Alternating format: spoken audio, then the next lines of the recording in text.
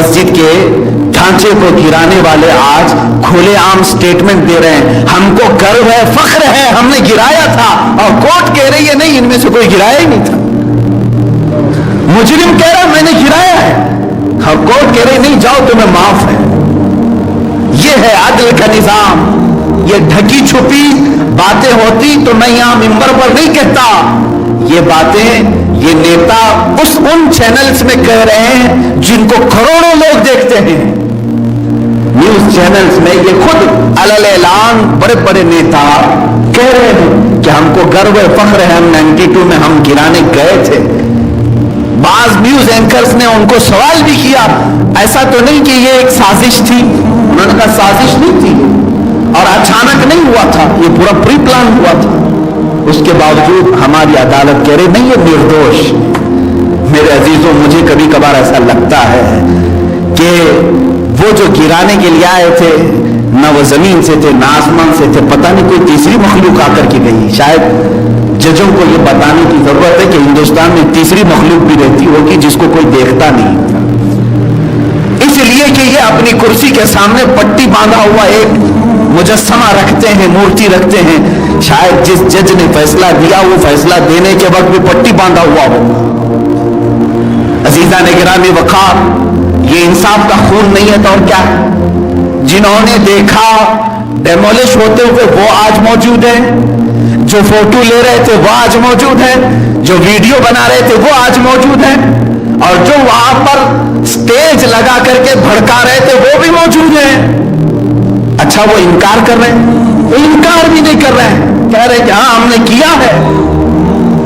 उत्तर प्रदेश के सीएम ने भी अलग ऐलान कहा कि ये बहुत गर्व का काम किया गया था 92।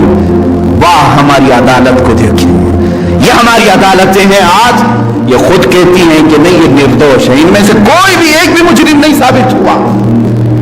अजीजा ने गिरामी वकार, तारीख के पूरे दास्तानों में ढूंढ करके निकालो, इतना बड़ा जुल्म कहीं नजर नहीं आएगा।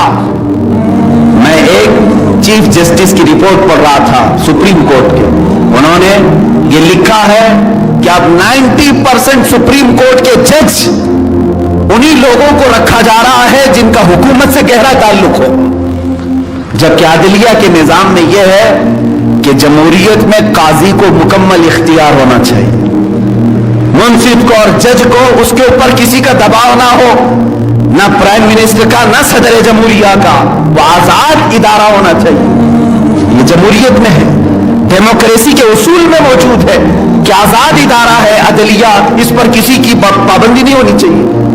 लेकिन सुप्रीम कोर्ट के जजेस हैं बहुत सारे और वकला भी है जो खुल करके इस बात का इजहार कर रहे हैं कि 90% अब यह आदिलिया का निजाम या कुर्सियों पर उनको रखा जाता है जो अटॉर्नी जनरल के रिश्तेदार हों या पुराने जजों के रिश्तेदार हों या जिनका हुकूमत से गहरा संबंध हो, गहरा ताल्लुक हो। मार दिया गया है जमहूरियत को, और अगर आज हम बोलें तो यकीनन हमारे ऊपर चार्ज लगाए जाएंगे। ये देशद्रोही है, ये देशद्रोही है और देश के खिलाफ बोलने वाले, देश के खिलाफ नहीं, हम जरासीम के खिलाफ बोल रहे हैं। वो बैक्टीरिया जो मुल्क को खत्म करने जा रहे हैं, हम उनके खिलाफ हैं। अदल के मानों को आप समझ नहीं पाए तो अदल की कुर्सी को छोड़ देना चाहिए। बहुत शर्म की बात है, एक दरिंदगी की हद होती है मेरे अजीजों। जो सबसे आला किस्म का इदारा था हिंदुस्तान का, भारत का, वो सुप्रीम कोर्ट, वहां के जज ने डील कर लिया पहले से। जैसे कहते ना, मन तुरा हाजी बुको, हम तू बुरा हाजी बुको, मैं तुझे हाजी साहब बोलता हूं, तू मुझे हाजी साहब बोल, मैं तुम्हारे हक में फैसला सुना दूंगा, मंदिर बना लो, और जैसे रिटायर हो जाऊंगा तुम मुझे पार्लियामेंट में पहुंचा दो। हुआ कि नहीं हुआ? और दुनिया देख रही है। लेकिन हैरत की बात यह है मेरे अजीजों, अब भारत की जो पब्लिक है, हिंदुस्तान की पब्लिक है, हिंदुस्तानी अवाम है, इनके अंदर अब वो जज्बे नहीं रह गए। ये जुल्म को सहने की आदत डाल चुके हैं। अगर जुल्म को सहने की आदत डाल चुके नहीं डाले होते तो इतने सालों तक खामोश बैठे भी नहीं होते। ये तो मस्जिद के मामले को ये उठा करके यूं कहेंगे ये हिंदू मुस्लिम है कि भड़काऊ भाषण देते, इनकी बात ना सुनो। मेरे अजीजों आओ, مسجد کو ایک طرف رکھو. اللہ تعالیٰ نے پوری روئے زمین کو ہمارے لیے مسجد بنایا ہے. ہم جہاں چاہے سجدہ کر سکتے ہیں. زمین کا پاک ہونا ضروری ہے. تم ایک مسجد گرائے ہو لیکن سجدوں کی تڑپ تو ہمارے پیشانیوں سے چھین تو نہیں سکتے. تم 1000 مندر بنا لو. کیا کبھی رام نے اپنی تعلیمات میں یہ کہا ہے تو مجھے صاف بتا دو کہ ہر جگہ جہاں جہاں مسجدیں ہیں اسے اٹھا کر کے ہماری مورتیاں بناؤ؟ کہیں ہندوؤں کی تعلیمات میں سے لا کر کے دکھاتے؟ کہیں لا کر کے دکھاتے؟ رام کو جس طرح سے پیش کیا جاتا ہے وہ تو ہے ہی نہیں جو تم آج پیش کر رہے ہو. ہندوؤں کی تعلیمات میں بھی کہا گیا ہے ظلم کو ختم کرنے والے کا نام رام تھا. تو کیا یہی ہے جہاں پر ظلم کی بنیاد رکھی جا رہی ہے وہاں مورتی رکھی جا رہی ہے, تاریخ رکھی جا رہی ہے؟ میں سیکولر قسم کے ہندوؤں سے یہ سوال کروں گا, بلکہ آج بھی مجھے معلوم ہے ہندوستان کے لاکھوں نہیں کروڑوں ہندو اس بات کے قائل نہیں ہیں کہ مندر کسی مسجد کو ڈیمولش کر کے نہیں بنانا چاہیے. اسی طرح مسجد کسی مندر کو اٹھا کر کے بنانے کی اسلام بھی اجازت نہیں دیتا. میں اس سے پہلے بھی کہا ہوں آج بھی بیت المقدس کے قریب فلسطین میں چرچ باقی ہے جو حضرت عمر فاروق رضی اللہ تعالیٰ عنہ کے زمانے میں پورا فلسطین فتح ہو چکا تھا. چاہتے تو آپ چرچ کو ختم کر دیتے. آج تک چرچ موجود ہے, آج تک موجود. عیسائیوں نے حضرت عمر فاروق سے کہا بھی کہ آپ اندر آئیں نماز پڑھ لیں. آپ اندر جانے کی بجائے باہر مصلی بچھا کر نماز پڑھتے ہیں. آپ سے عیسائیوں نے پوچھا کہ آپ نے اندر نماز نہیں پڑھی, کیا ہماری چرچ ناپاک ہے؟ کہا نہیں, زمین پاک ہو ہم کہیں پہ بھی نماز پڑھ سکتے.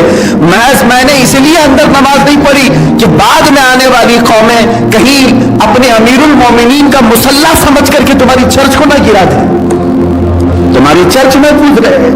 یہ ہے اسلام میرے عزیزو. چلو مسجد اور مندر کو ایک طرف رکھو, لیکن جس طرح سے آج نوجوان لڑکیوں کے ریپ کے کیسز جو پڑے ہوئے ہیں, چھوٹی بچیوں کے بلاತ್ಕಾರ کے جو کیسز پڑے ہوئے ہیں, ایسا لگتا ہے کہ یہ جنگل راج قائم ہو چکا ہے جہاں جنگل میں درندہ جسے چاہے اپنے ہوس کا نشانہ بنا لے. وہ بھی اتر پردیش کی زمین کا کھلا ہوا ناز. ایک نوجوان 19 سال کی لڑکی کو 4 درندے پکڑتے ہیں, اپنے ہوس کا شکار بناتے ہیں, اس کی زبان کاٹتے ہیں, آنکھیں پھوڑتے ہیں اور اس کے جسم کو لہولہان کرتے ہیں. تقریباً 2 ہفتوں تک موت و حیات کے بیچ وہ لڑ رہی تھی اور مر گئی تو پولیس لا کر کے اس کو رات اپنے گھر والوں کو بھی نہ دے کر کے خود سے جلا دی. یہ ہے انصاف, یہ ہے ہندوستان کے عدلیہ کا نظام. اسی لیے میرے عزیزو میں جذبات میں اگر کوئی بات کہہ رہا ہوں تو صرف اسی لیے کہ ہم اس زمانے میں آ چکے جہاں عدل کی طرف سے ہمیں اب کوئی توقع باقی نہیں رہی, امید باقی نہیں رہی. 2 دن قبل مجھ سے کئی لوگوں نے میسج کیا دیکھیں فیصلہ آ گیا بابری مسجد کا. کہا یہ تو فیصلہ بہت پہلے ہمیں معلوم تھا, آنا تو یہی تھا. قاتل ہی کرسی پر بیٹھے تو قتل کا کیا انصاف کرے گا, کیا انصاف کرے گا؟ ہمیں تو معلوم ہے جس نے میری چوری کی وہی میرا فیصلہ سنانے بیٹھا ہے, وہ کیا فیصلہ کرے گا؟ ہمیں تو پہلے سے معلوم تھا. لیکن آج جو درد ہے ہمارے دل کا وہ انسانی جانوں کی اس طرح کے بلاತ್ಕಾರ اور ہتھیا, مرڈر, سوسائڈ, یہ تمام جو معاملات کثرت سے بڑھے ہوئے ہیں, اس کے لیے آج میرے عزیزو بیدار ہو جاؤ اور اپنے اپنے ذہنوں کو پھر سے تازہ کر لو. آج بھی کچھ مسلمان اپنے معاشرے میں وہ ہیں جو نفاق کے بیج ان کے اندر آ چکے ہیں. وہ کہتے ہیں آج اپنی جماعت میں سے کچھ لوگوں کو اگر کوئی مولوی بھی جھنڈا اٹھا کر کے ان کی جے جے کرتا ہے, لعنت ہے تم پر, اللہ کی بارگاہ میں تمہیں بھی کھڑا ہونا ہوگا. تم شیطان ہو اپنی جماعت کے, تم شیطان ہو اپنی جماعت کے جو حکومت کی ہاں میں ہاں ملاتے ہو. میرے عزیزوں اولیاء کاملین جو تصوف کی کتابوں میں آپ دیکھیں, صوفیہ حضرت فضیل بن عیاض رضی اللہ تعالیٰ غالباً یہی بزرگ ہے, خلیفہ ہارون رشید کوئی ظالم بادشاہ نہیں تھا لیکن خلافت سیاست ہاتھ میں تھی. بلوایا, اس کی عادت تھی خلیفہ ہارون رشید کی جو بھی بزرگ ہے بلا کر کے دعا لیتا تھا, کہتا کچھ نصیحت فرمائے, کچھ نصیحتیں فرمائے. فضیل بن عیاض کو بلایا, جب بادشاہ بلائے تو جانا ہی پڑے گا. گئے, کہا کہ آپ کچھ نصیحت فرمائیں, کچھ دعا فرمائیں. نصیحت فرمائی, دعا کی. وہ وظیفے دیتا, کچھ نذرانے دیتا, آپ نہیں قبول کرتے تھے. بادشاہ نے پوچھا کہ فضیل بن عیاض سے کوئی اور حاجت ہے آپ کی تو بتا دیں. یہ اس زمانے کا خلیفہ جس کے انڈر میں کئی ممالک, کئی ریاستیں آتی تھی, بنو عباس کا یہ خلیفہ, مشہور زمانہ خلیفہ ہارون رشید. پوچھا کہ کوئی حاجت ہو تو بتا دے. فضیل بن عیاض نے کہا میری ایک حاجت ہے, آپ پوری کریں گے؟ وعدہ کر دوں. کہا میں وعدہ کرتا ہوں, میرے اختیار میں جو ہوگا میں پوری کروں گا. فضیل بن عیاض نے کہا میری صرف ایک حاجت ہے کہ میں جب تک زندہ رہوں دوبارہ کبھی مجھے دربار سیاست میں نہ بلایا جائے, مجھے دربار خلافت میں نہ بلایا جائے, بادشاہ کے حضور نہ بلایا جائے. یہاں کچھ وہ لوگ ہیں جو اپنی روٹیاں سیکھنے کے لیے وہاں بادشاہ وقت کے قدموں میں جا کر کے بیٹھتے ہیں. ایسے کوفیوں کو بھی پہچانو اپنی جماعت میں سے.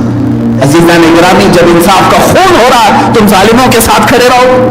ایک بات یاد رکھ لینا, آج درندگی کی حدوں کو پار کر دیا جن لوگوں نے, یہ یزید سے بھی بدتر لوگ ہیں. یہ وہ لوگ ہیں جو پورے کے پورے اسلامی ڈھانچے کو ختم کرنے کی کوشش کر رہے ہیں. آج ان لوگوں کے ساتھ جو کھڑا ہوگا وہ یقیناً اپنی جماعت کا منافق ہے.